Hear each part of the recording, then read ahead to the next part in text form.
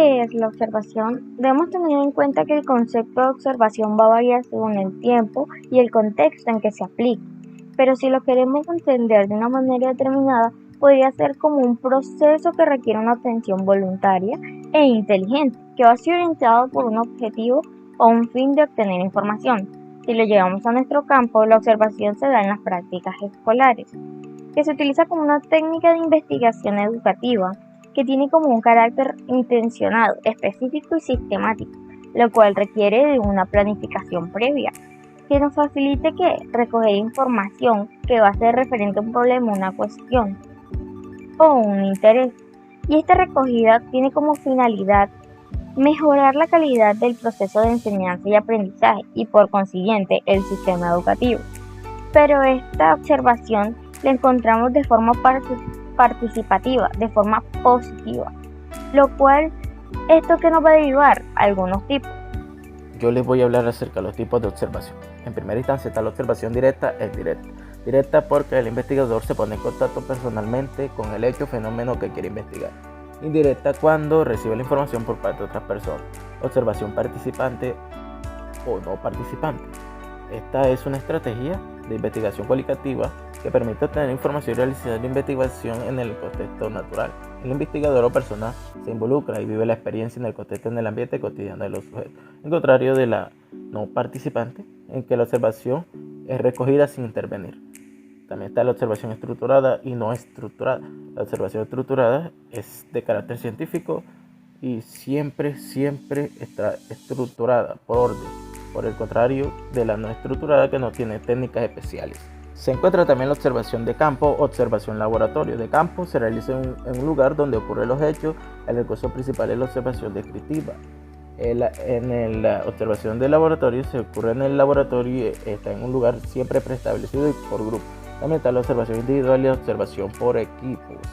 Individual porque la realiza una persona y en grupos porque aquí se lleva una observación en conjunto, se recogen los datos en conjuntos y cada persona tiene que aplicar su tipo de técnicas a la tarea en torno a la observación que cada uno esté participando. Fundamentación teórica de la observación sistemática en el práctico. En esta se pretende que el profesorado a través del práctico desarrolle hábitos y estrategias de la investigación en la acción que permitan la construcción de conocimientos. Según Cochran Smith, el practicum debe permitir relacionar lo teórico con lo práctico y crear nuevos conocimientos a partir de esto. Torrobo menciona que la observación en la educación sirve como una manera de evaluar a los docentes y cómo estos aplican sus estrategias pedagógicas en el aula.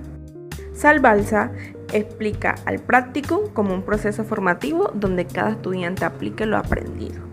Por último, se nos explica que el practicum debe permitir integrar los conocimientos reales, los procedimientos y las actitudes desarrolladas a través de este. Ahora, hablando acerca de los niveles de observación, se encuentra la observación en la formación inicial del profesorado. Esta se incluye como conocimiento teórico y práctico de la observación como instrumento y como técnica recogida y análisis sistemático de contextos reales. Aquí se plantea desarrollar una formación que permita al futuro docente diseñar, desarrollar, analizar y evaluar científicamente su propia práctica. Dado como nuestra experiencia, en el segundo semestre damos esta asignatura práctica y observación de la pedagogía. Pues aquí nos imparten los contenidos teóricos en relación de la observación como un instrumento o método alternativa epistemológica para análisis de las prácticas educativas escolares. Estas nos sirven como prueba piloto para el posterior diseño de lo que se va a aplicar en los centros educativos durante esas prácticas externas que se realizarán dentro de otros semestres. La compañera le va a explicar los siguientes niveles de observación. Base teórica.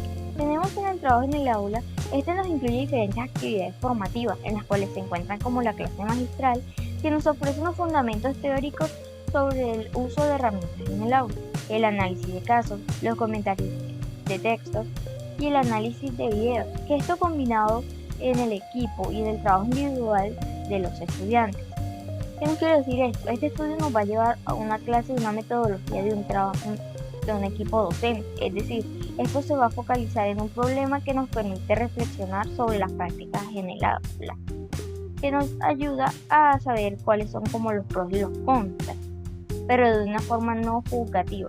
Este se diseña también una pauta general que tiene como foco observaciones en el rol docente, que durante y después de la sección nosotros vamos a saber cómo aplicar esta pauta y cómo no, lo que nos lleva a algunas observaciones. Esto también nos permite por parte al ver la observación, dos tipos de análisis, uno descriptivo a nivel individual y un análisis interpretativo por grupos de trabajo de una misma secuencia didáctica. La observación en el aula de prácticas. Para una mejor observación en el aula de clases, se optó por utilizar un planteamiento teórico del trabajo.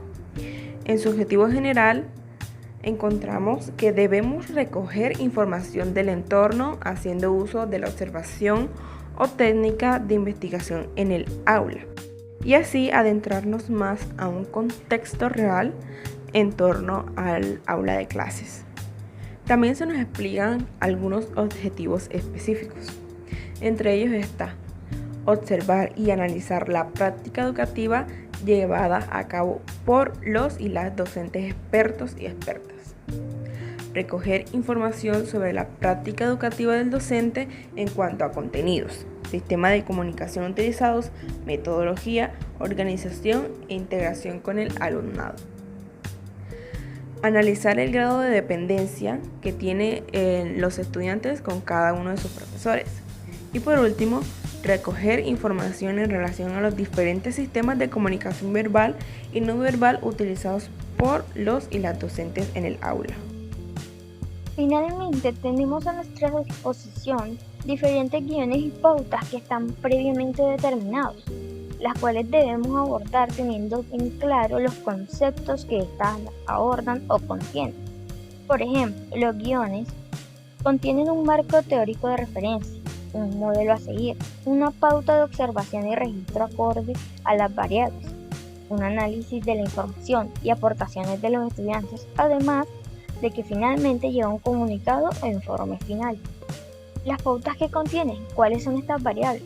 Pues estas variables son qué y a quién se le observa, por qué y para qué se le va a observar, dónde se le va a observar, qué tipo de observación se le va a dar, durante cuánto tiempo se va a observar, cómo se va a registrar esta información, cómo se va a analizar la información y cómo y a quién se le va a comunicar esta información, en donde tenemos que ya nuestra observación en las prácticas educativas y escolares tiene una gran importancia y relevancia por todos los temas que ya hemos abordado.